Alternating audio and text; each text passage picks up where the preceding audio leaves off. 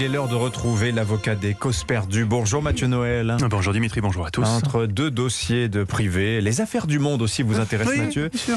La France qui rappelle ses ambassadeurs aux États-Unis, en Australie. C'est une première quand même dans l'histoire diplomatique française. Paris ne digère visiblement pas la rupture du contrat du siècle. C'est 12 sous-marins qu'on devait livrer à l'Australie. Jean-Yves Le Drian a eu des mots très durs aux 20h de France 2 samedi. Alors pour calmer le jeu, l'État a fait appel à vos services. Votre mission, Mathieu, défendre nos intérêts en faisant preuve de finesse et de tact. Bien sûr, monsieur Pavlenko, bien sûr. Et quand il s'agit de faire preuve de finesse et de tact, on peut toujours, vous le savez, compter sur moi. Tout d'abord, oui, en effet, monsieur Le Drian a eu tort de s'énerver samedi soir sur France 2. Porter une affaire économique sur un plan émotionnel n'est jamais une bonne idée. Franchement, c'était très gênant. On aurait dit que la France était cocu. Vu les mots employés, honnêtement, au bout de 30 secondes, je ne savais plus si Jean-Yves nous parlait d'une rupture commerciale impliquant une vente de sous-marins ou d'une rupture sentimentale impliquant sa femme qui l'aurait fait cocu avec un chef d'état-major en marge d'une parade militaire. Il y a eu mensonge, il y a eu duplicité, il y a eu mépris. Donc ça ne va pas entre nous, ça ne va pas du tout. Ça ne va pas du tout entre eux, Dimitri. Mais hélas, pas entre Jean-Yves Le Drian et son épouse, mais entre la France, l'Australie et les États-Unis. Un trouble qui va mal. Et bouder ne nous ramènera pas nos 56 patates, Dimitri. Non, en matière diplomatique, vous savez, l'invective et l'opprobre ne mènent à rien. C'est pourquoi mon message au gouvernement australien sera très simple. Fini de rire, les kangourous. Non mais oh, vous croyez qu'on peut résilier un contrat de 56 milliards comme ça? Vous savez combien de temps j'ai mis, moi, pour résilier mon forfait Bouygues Télécom 12 gigas l'année dernière? 3 mois. Il a fallu 112 minutes de tergiversation téléphonique avec un type basé au Maroc qui m'appelait Monsieur Joël. C'est Noël, je lui disais, comme la fête. D'accord, Monsieur Joël. 112 minutes à 12 centimes d'euros la minute, 1344 centimes, plus de lettres commandées, plus le préjudice moral qu'on m'appelle Joël. Alors non, ça ne va pas se passer comme ça en France. On ne résilie pas un contrat en claquant des doigts en France. Vous allez le découvrir. C'est un parcours du combattant de résilier un contrat autour de cette table. On a tous vécu ça, que ce soit moi avec Bouygues Télécom, Dimitri avec RMC Sport ou Monsieur Bétou avec Dorsel TV.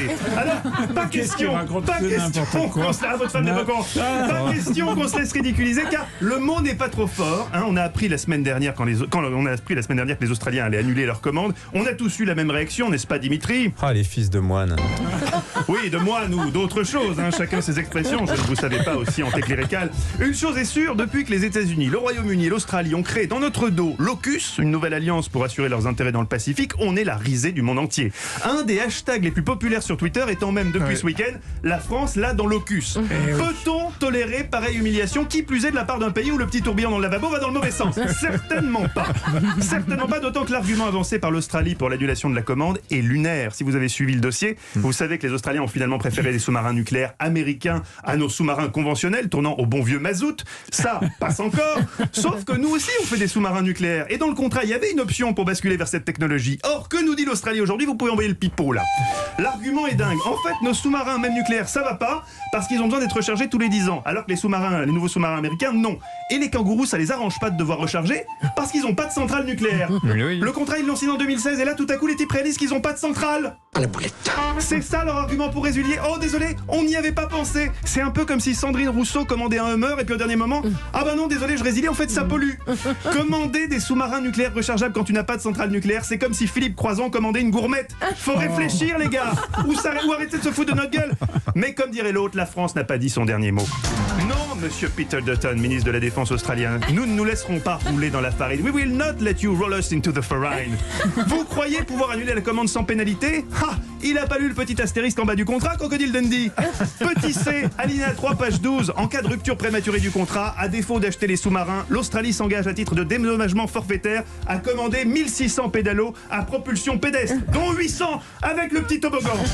Petit D, alinéa 13, au cas où les deux parties n'arriveraient pas à se mettre d'accord sur l'achat des pédalos, est convenu que l'Australie se portera acquéreur d'un stock de 15 000 masques de Storting Decathlon Easy Breathe. En cas de contestation du présent contrat, ça c'est l'ultime mesure, la France se réserve le droit de renvoyer à Sydney les 12 kangourous du zoo de Beauval en colissimo. Si vous avez déjà essayé d'envoyer quoi que ce soit d'un peu fragile en colissimo, vous savez dans quel état vous risquez de retrouver vos kangourous. À bon entendeur. C'est le vrai cri d'un vrai kangourou. C'est le vrai cri d'un vrai kangourou qui souffre. Ah oui, le Il pauvre. va prêt de partir en vacances en Australie, Vous Mathieu croyez qu'ils Joël. vont me refuser le visa? Ah ouais, je pense. Ouais. Bon bah tant pis.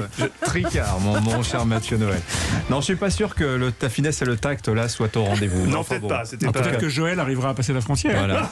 Ah bah oui. Oh, monsieur est taquin. La filière faux papier, Vous avez réussi à résilier finalement. Tout va bien. Absolument. Ah, parfait. Merci Mathieu Noël, 7h48.